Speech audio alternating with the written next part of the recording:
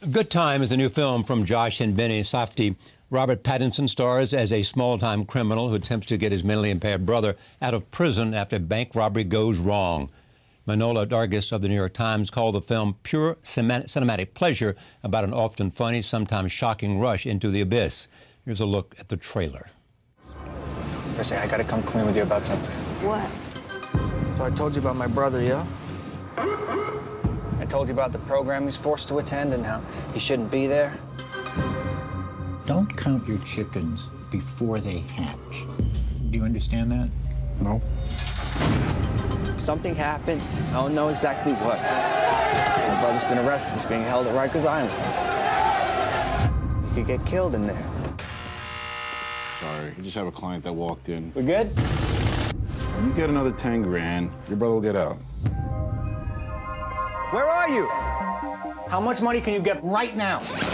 Come on, bro. Oh my gosh. Are you kidding me? What do you think I'm doing this for? I want to get him out tonight.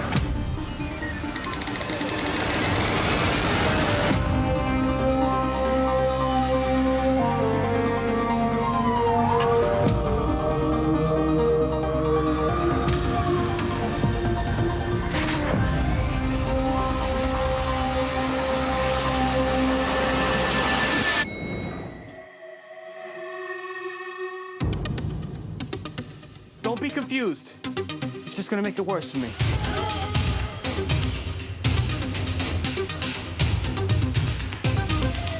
You ever do time before? Is your brother okay? Listen, I want you to come with me. Now, you are going to love it. This place where we are now can be a lot of fun if you let it. You're going to have a good time.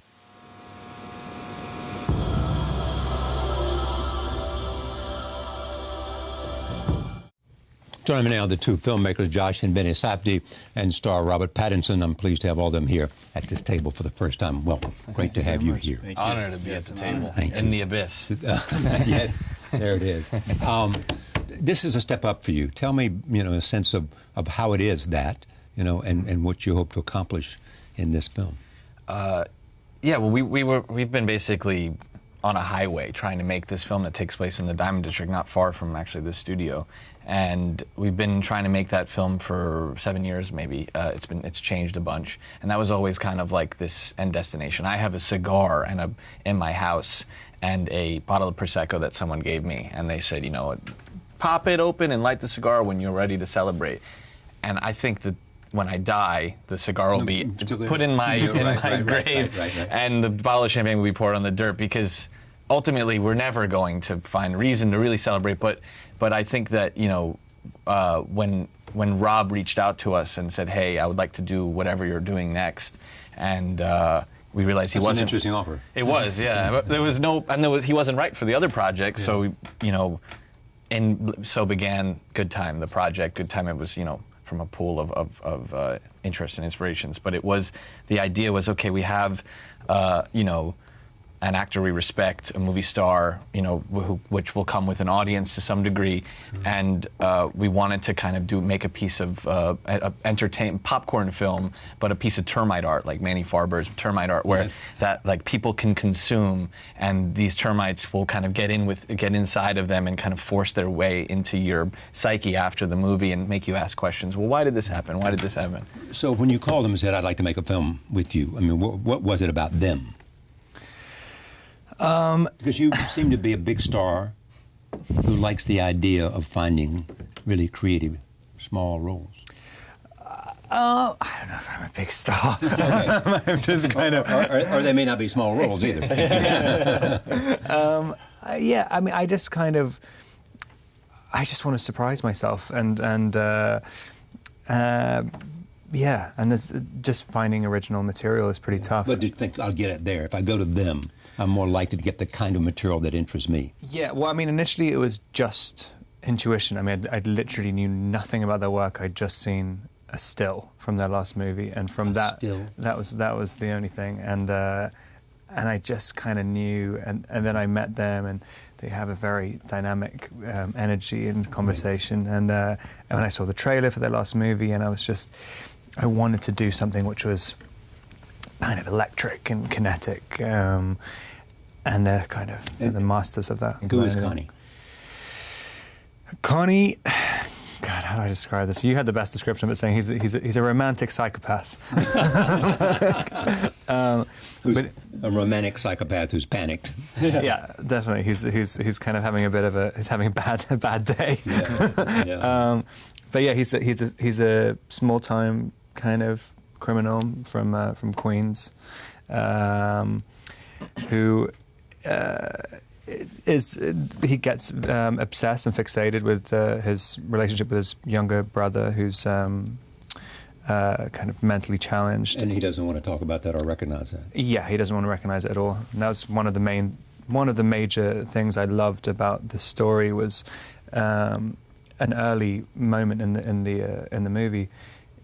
Connie breaks his brother out of his psychiatrist's office, and they're in a place where there's a lot of mentally handicapped people, and because Connie is the way he is, he refuses to accept that his brother could have anything wrong with him because they share the same blood. I mean, he's a narcissist at the same time, but I've seen that happen with people who have a sibling who has issues to deal with, and the sibling, maybe it's because their parents had to give a lot more attention to the other child or something. Like it really enrages another sibling, and I always thought it was a really interesting and kind of very difficult family relationship to have. When I saw it, I thought this is a film about brotherly love too. Mm-hmm.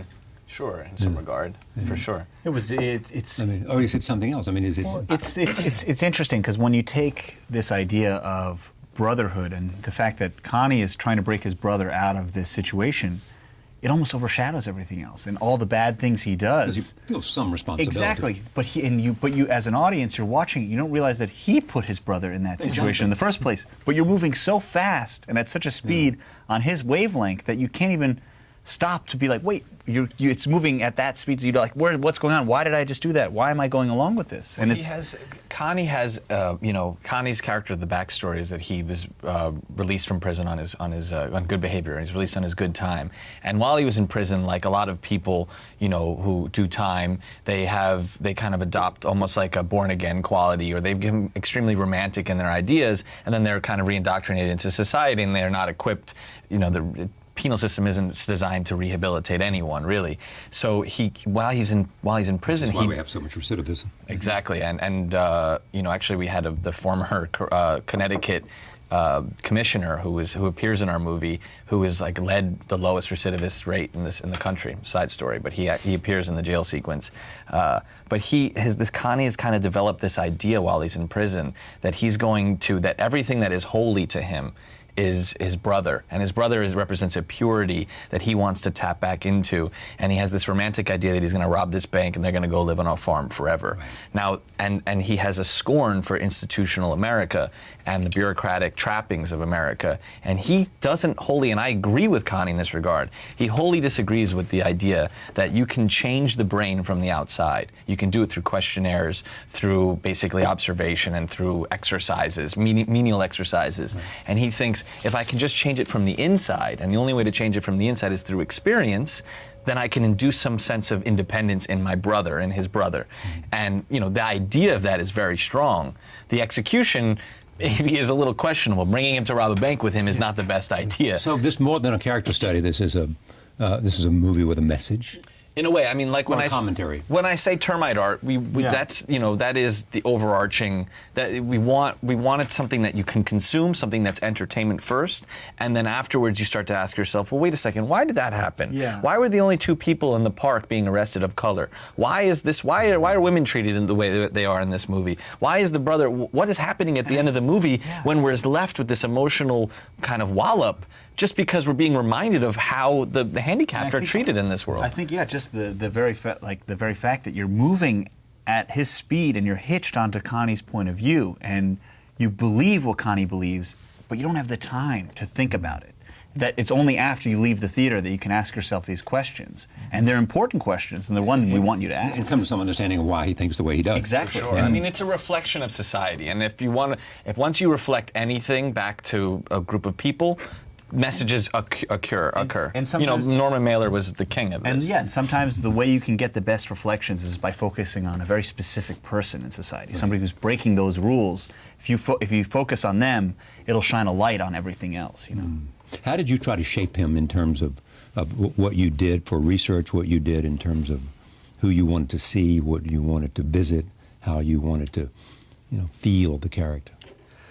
I mean, one of the great things about this is that the script wasn't finished when we started developing it. So Josh and Ronnie, the co-writers, they would send me little chunks of backstory or just sequences, and most of the sequences they sent me over the preceding 9 months or something before I even went to start proper pre-production aren't even in the movie. I mean, they're just I just saw just the writing process and kind of the world and just what they wanted to draw from, really, and then started getting a voice. And then of what, how he sounded? Yeah, and I think that was when. Also, it's funny because people are talking about doing an accent, and normally you have a script and you try and kind of paste your accent or figure out how to say something which is written in a standard American accent. But with this, I mean, they're from Queens. Everybody's from Queens, and I think it's written in a Queens dialect, and so it starts to it's fun to say in that accent. But in terms of research and stuff, me and Benny, I mean, for one thing, we spent multiple days sort of just improvising kind of in character in the real world, and Dunkin' Donuts and Yonkers, and kind of got jobs in a car wash, and which was sort of fascinating. I've never done anything like it before. And how many people recognized you when you came to wash their car? Zero, the entire time. Yeah, and we almost there was a moment as well when Benny.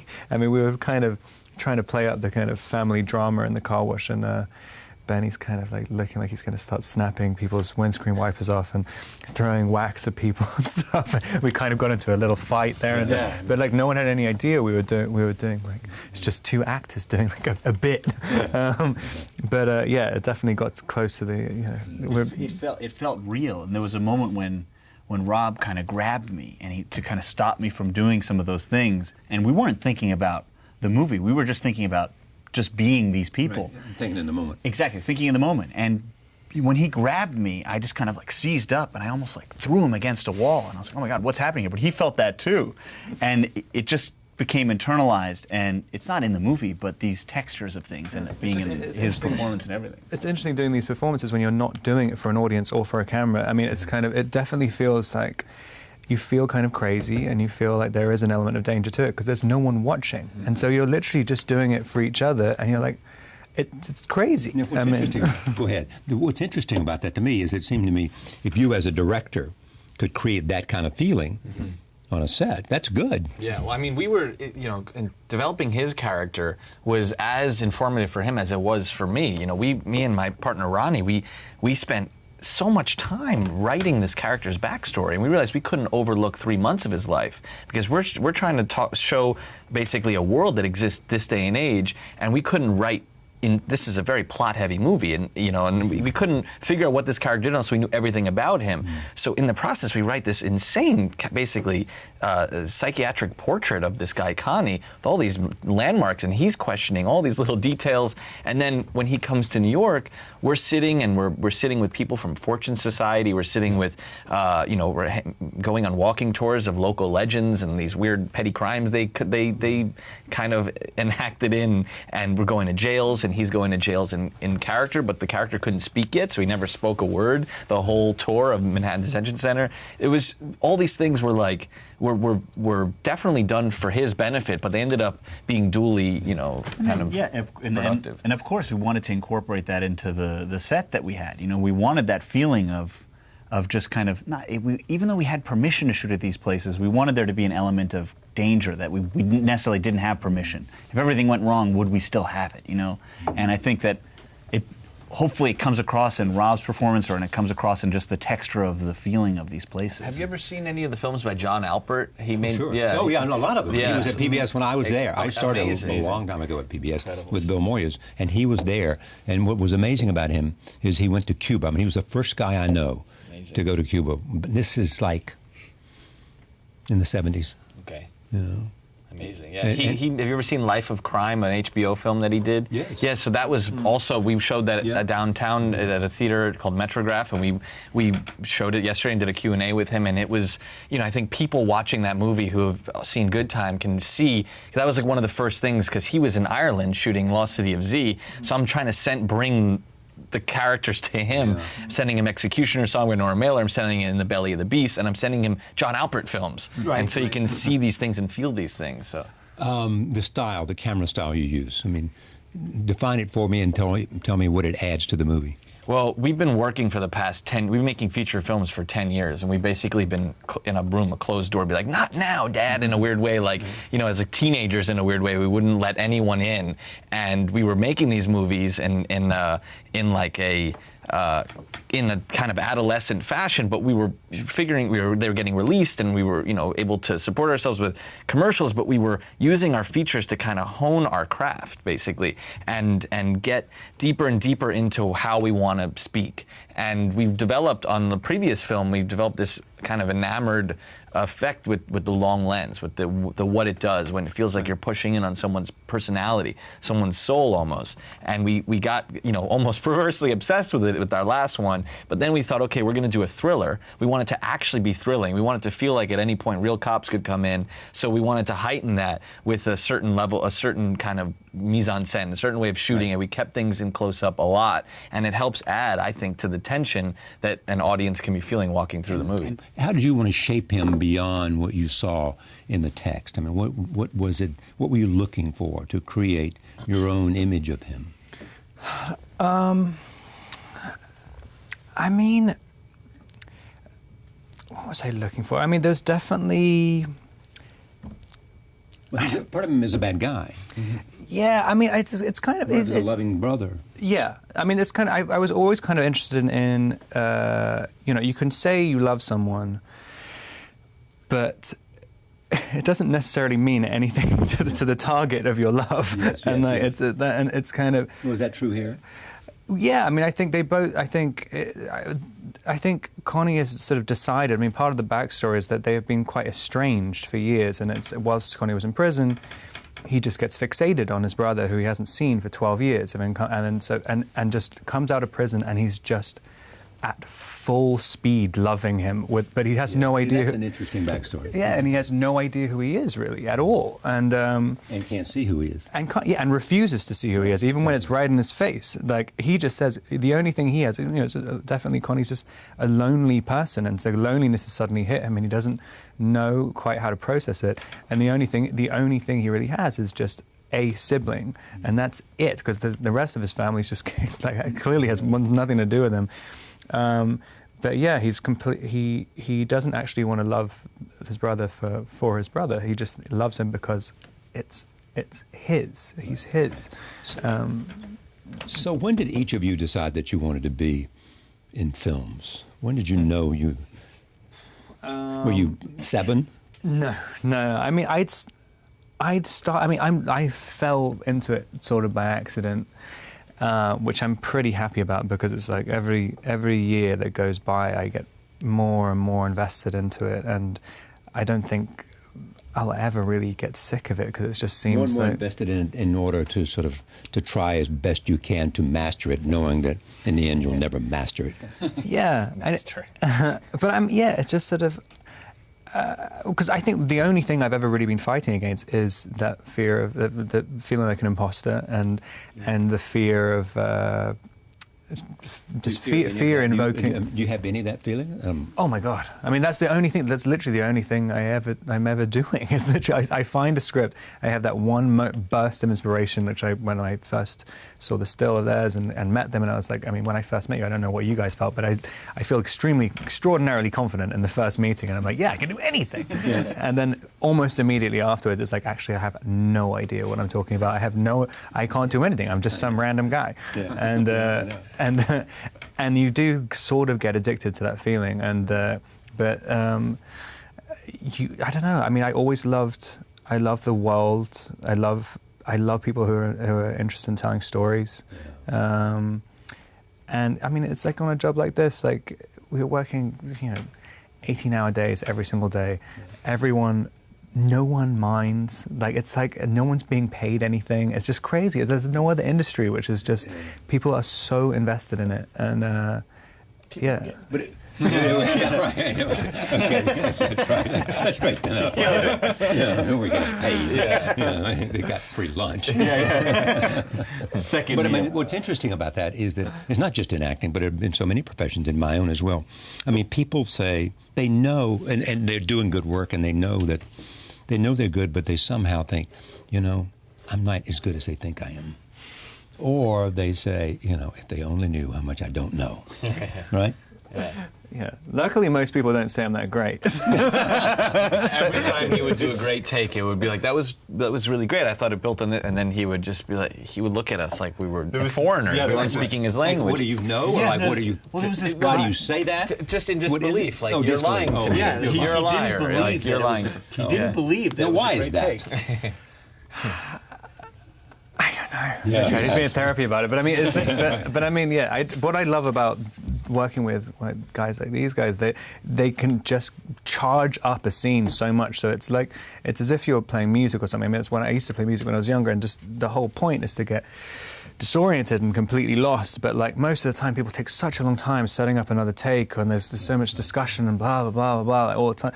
It's just it's impossible to stay at the same level of intensity.